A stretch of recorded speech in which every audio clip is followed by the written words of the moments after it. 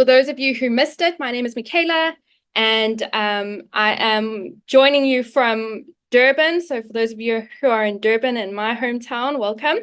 And then we've got Josefina, who's supporting this webinar based in Cape Town. So it's really nice that we can all connect in this way. For those of you who don't know who Advantage Learn is and what we're all about, our core mission is to support students at a high school level so that they can excel in their future careers. And we do that in a number of ways, but one of the ways that we're going to be really diving into this evening is national benchmark tests, or the NBTs. So we're going to spend most of the time focused on that. For those of you who are joining now, just please be aware that we've obviously got the chat.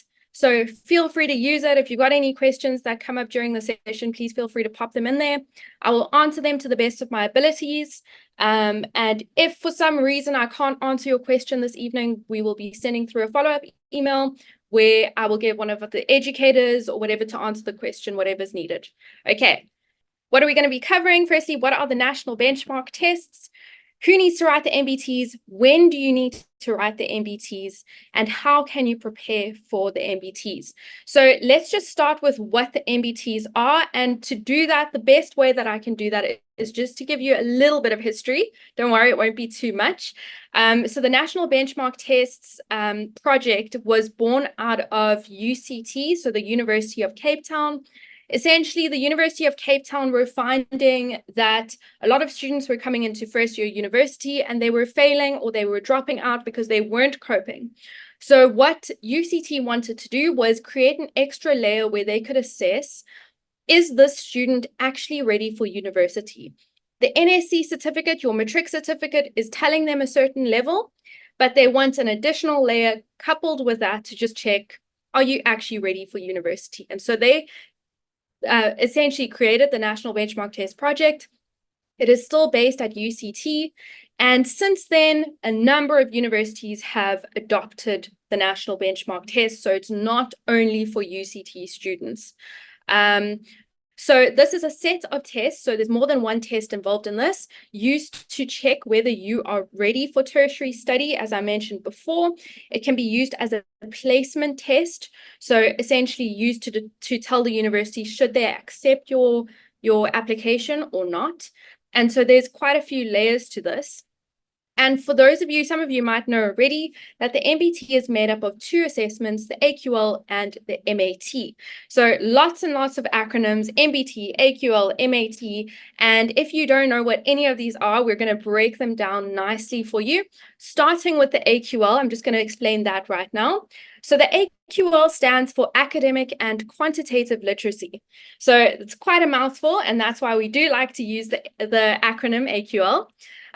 But essentially what this all means, if it's broken up, is academic literacy is a component of the AQL test. And this is very similar to your literature kind of subjects, so your English literature or your Afrikaans kind of literature subjects. And the reason why I'm saying English or Afrikaans is because you can write the NBT tests in either English or Afrikaans. The main thing here is that it's testing your ability to read a body of text, understand it, and then communicate meaning from that body of text. So sounding very similar to your comprehensions that you'll get in your assessments. And so I'm sure you guys can make the link there. Then you've got in the AQL test, everyone says this is the English test. And yes, it does have a language component to it, but half this assessment is quantitative in nature, which means that there's maths in the AQL assessment. And for a lot of people that think they're stepping into an English test, this can be a bit of a shock. So just understand that there is maths in the AQL, sorry, it's not just an English assessment. This is very similar to your maths literacy questions. So I think for those of you who are maths core students, you tend to think that maths literacy is easy. But just remember that it's different questions to what you're used to being tested in your maths core subject. So you do want to make sure that you are well prepared for this. You want to make sure you have the formulas that you need to be able to tackle this component of the assessment. And then keep in mind that in both the MAT and the AQL tests, there is no calculator allowed. No calculator. So take yourself back to your primary school days where you weren't allowed to use a calculator and you had to work things out the long way. That is the case in these assessments. And so it's really important that you're prepared for that, and that you know that that's what you're going to be stepping into. And it is a multiple choice assessment. That's important to note. That is the case for both the AQL and the MAT test. So it's different to the types of tests that you're used to seeing in your school context. And the reason for that is that they are trying to take the human element out of marking. They want it to be a really standardized, simple assessment to check. Is it a yes or is it a no? Do you understand this or don't you understand this concept? The questions that you're going to see here are involve grammar, punctuation, vocabulary, numerical application, and that sort of thing. Importantly, the AQL test is timed by section. So if you're the type of person like me who likes to spend more time in some sections, less time in others because you're quicker at the one thing and slower at the other, unfortunately, that's not going to be the case in the AQL test specifically. Every section is timed. Once you move on to the next section in the time block, you can't turn back to the previous section and you will have to work within the new section that they're timing. So I hope that's making sense as well. I don't say this to freak you out, but just to inform you so that you know what you're stepping into when you write your assessment. Okay, now we've got the mathematics test or the MAT test. This one's a little bit more simple. It's very similar to your core mathematics subject. There is no calculator allowed. Very important to note, no calculator allowed. It is standardized, multiple choice, same kind of thing as I mentioned previously. One of the things to note is that it tests your ability to apply knowledge. So what I mean by this is that there aren't any leading questions. In your standard mathematics assessment, what you guys might be used to seeing is X equals this amount, use X to find Y, use Y to find Z, etc., etc., and it kind of leads you or guides you along to the final answer. They're not going to do that in the MAT test. They're going to skip straight to the end. So it's really important that you understand your core maths a little bit more than maybe what your standard core maths subject would be testing, so that you can jump to that conclusion on your own without those guiding questions. So just be prepared for those sorts of things as well. Okay. So who needs to write the NBTs? We do get some students in grade 11 who come knocking at our door and asking, can I write this test in grade 11? The answer is no. And the reason for that is you wouldn't have covered enough content to write the NBTs. The NBTs are testing largely your grade 11 content and some of your grade 12 content, depending on how early or late you write in the year. So that's an important one to note. You can only write this test when you're in grade 12 or if you're beyond that. So if you've taken a gap year and you want to come back and write the NBTs, you technically can do that. But you need to have covered the grade 12 content. Typically, we really encourage you to check, does the degree that you want to apply into require the NBTs? If so, you're going to need to write the NBTs. Does the scholarship program or the bursary program that you're applying into require the NBTs? If so, you're going to need to write them. And then depending on the degree or the scholarship program that you're applying into, their requirements can differ between each of these different areas.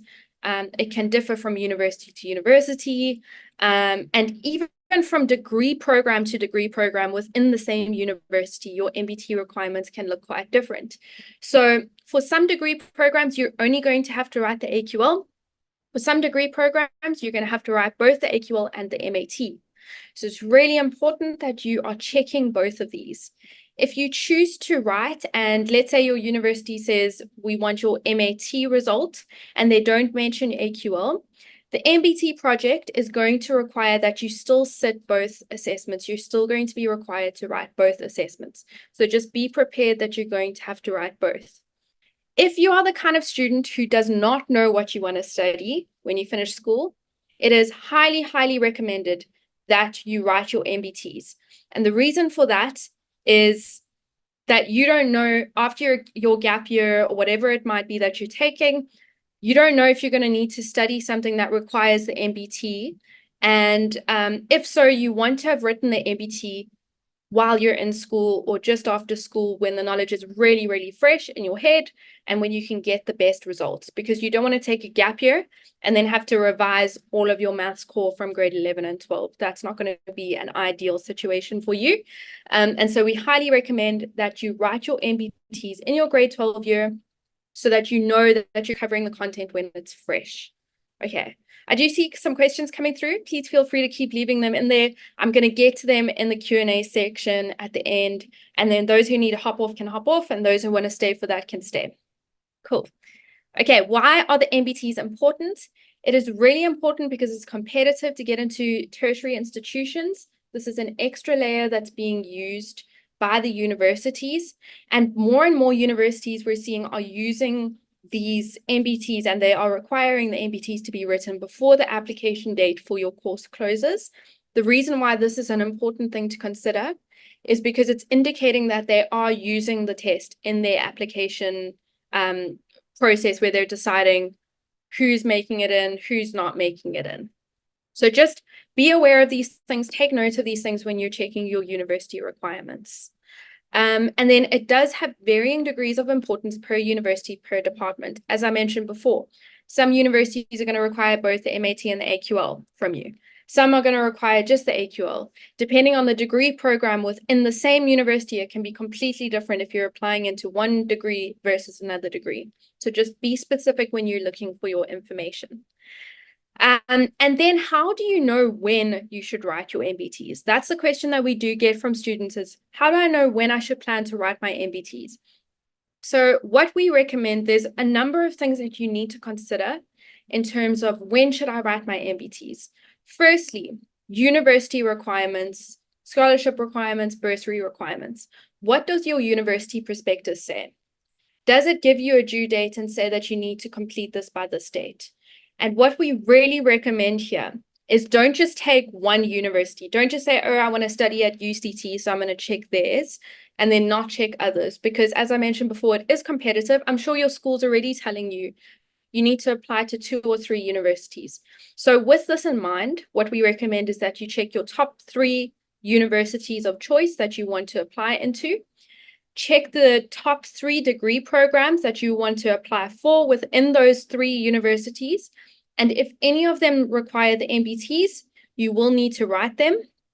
And some of them might have differing dates. So some might say that you need to have written by the end of July. Some might say that you need to have written by the end of August, October, whatever it might be. So just keep that in mind. Whatever the earliest date is, that's the date that you need to keep in mind as the due date for having written the NBT.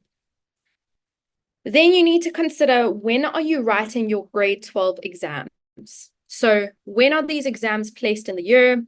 And make sure that you're keeping this in mind, checking when your busy season is from a school testing perspective, before planning when you want to book your NBT test. And then finally, think about when your busy season is in terms of your extramurals or in terms of a holiday that maybe has been booked or whatever it might be, and you know that this is not going to be a good date for you, then you can cross that off the list. So I want to show you in a more practical view what this looks like. So let's just check. This is how the terms are laid out. So term 1, 2, 3, 4. And let's say these are my top 3 universities, and the due dates are placed at completely different times in the year. As I mentioned before, you're going to be checking this thing over here. It's called the prospectus, the university prospectus. And that's what you're going to check for due dates and things like that. Some universities might not list a due date. The earliest due date that we have seen is by the end of June. So if you want to know, that's the earliest due date we've ever seen. So if you're booking your test ahead of that date, then you definitely know that you're in the clear, regardless of which university you're applying into. Then the next layer to consider is obviously, when are the NBT tests placed in terms of their testing schedule. The NBTs have not released their test dates as of yet. They typically release their test dates in March or April. So we'll just wait and see when the NBT project releases those. But just so you're aware, the tests always historically have started in May. So last year they started on the 13th of May. And so that's something that you can keep in mind in terms of your planning. And then finally, obviously, when are you writing your assessments, your grade 12 assessments? You want to obviously schedule when you're writing this test around those. And then from an extramurals perspective, let's say cricket season is term 1. I might have got that completely wrong. I don't play cricket myself. But let's say you play cricket, cricket season is term 1. That's going to take over your weekends. It's not going to be a good idea to schedule that in that date. This is how you can plan out when you should book your test. So let's say based on this, I know that I want to book my test on the 15th of June. That's going to be a safe date for me. If all your universities say that the deadline is October, just make sure that you book your NBT test at least a month ahead of that date. 4 weeks ahead of that date is what we recommend. 4 weeks ahead of your NBT due date from your universities. Okay, I hope that that's been clear. Then why would I need to prepare for the NBTs? And I suppose part of that, and just kind of looking at what I was chatting about before, when should I be preparing for my NBTs? Again, we say, give yourself a month to prepare. Give yourself a month to prepare, because you don't know, once you do your preparation, how much is there that you're going to need to revise from a school perspective. So keep that in mind when you're planning your calendar dates. But why should I prepare? The NBTs are completely different to your school assessments. Very, very different. The exams are very long. They're 3.5 hours each. And you write both the MAT and the AQL on the same day. So if you're writing both the assessments, that's going to be a long day of writing in a venue that you're unfamiliar with, or in an online kind of platform that you're unfamiliar with. So just know that you need to take away as many of the unknowns as you possibly can, so that you can feel stress-free as possible going into these exams. Multiple choice is very different. So it can actually be used to your benefit if you understand how to use it, and if you're prepared to engage in multiple choice in the right way. And removing a calculator can be a bit of a challenge, as I'm sure you guys can imagine. If you've ever tried to do maths without a calculator, without having practiced in a while, it's a little tough. And depending on your university requirements, these results can affect whether you get into your dream university, your university of choice, your degree program of choice. So the reason why I tell you that, again, is not to add fear into your world, but just to say, be prepared, take these tests seriously, and in that way, you're then taking your university of choice seriously and preparing well towards it. Now, how do you prepare for the NBTs? Firstly, do your research. This is a great start. We've tackled a lot of the what's of NBTs, and you now understand a little bit more about it. Know your NBT requirements. They are different for every single person. We do have a free NBT prep app that's available on the App Store, the Apple App Store, or the Google Play Store. So please search NBT prep and you'll be able to download that app. That app will tell you what your NBT requirements are. It will enable you to do a super quick, I think, 10-question test to benchmark your readiness. What would you get if you wrote that test right now?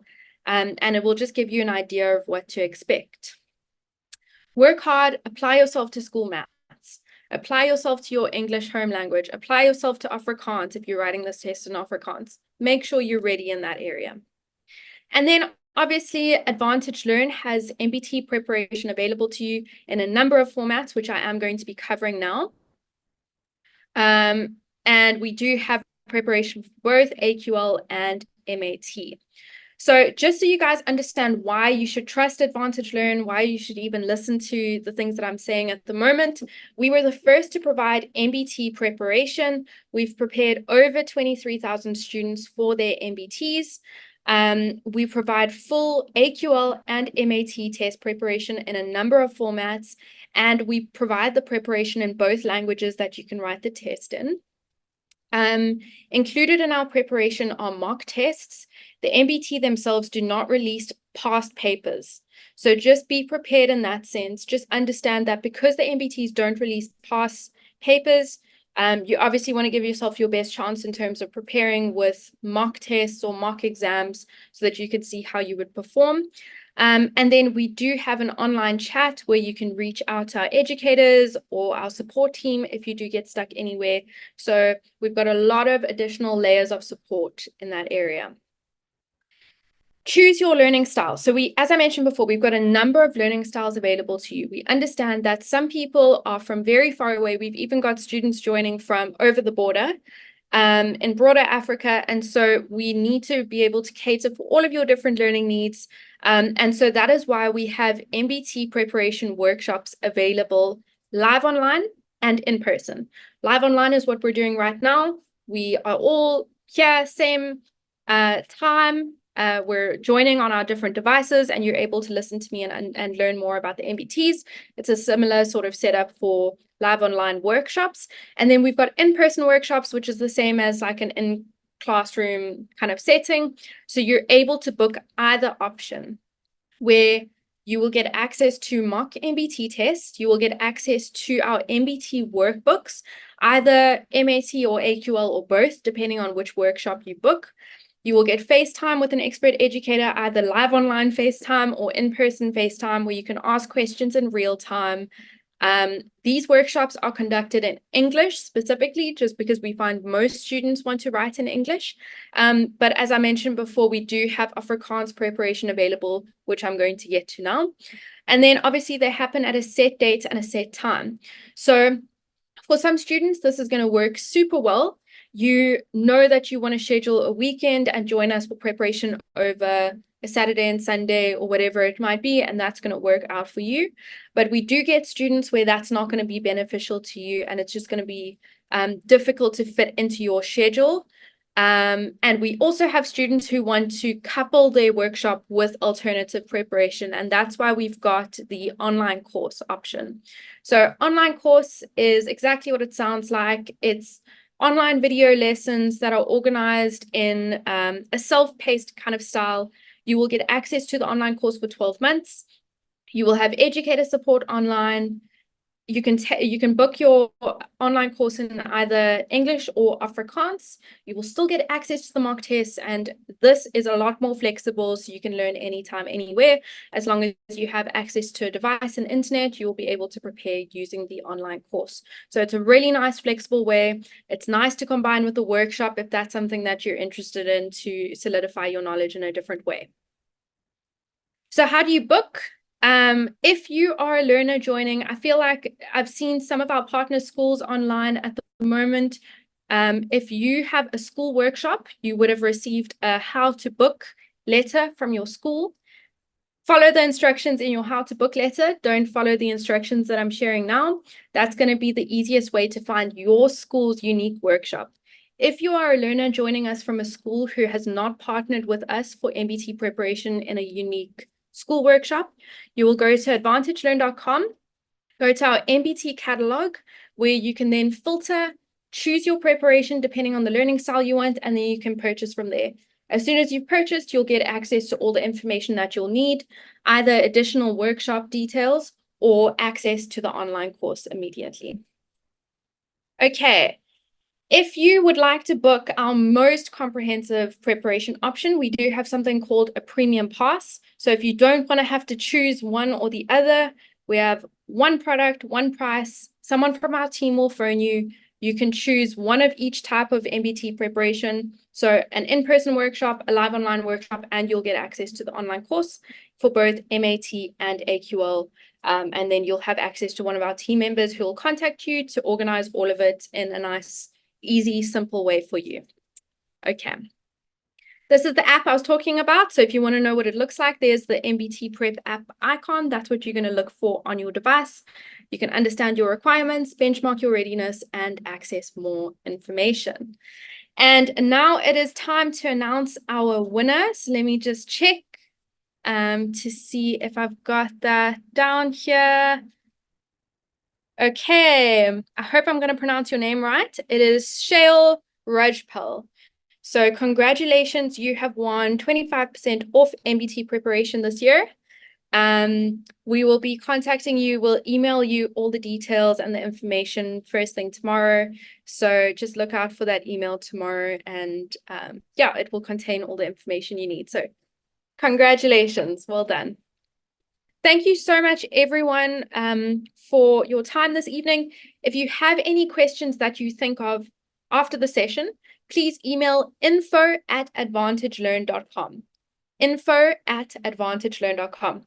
And one of our team members will get back to you and they'll be able to answer you. So don't stress if I'm closing this off a little bit too soon. I really appreciate your time, and I hope that the session has been valuable. Thank you so much.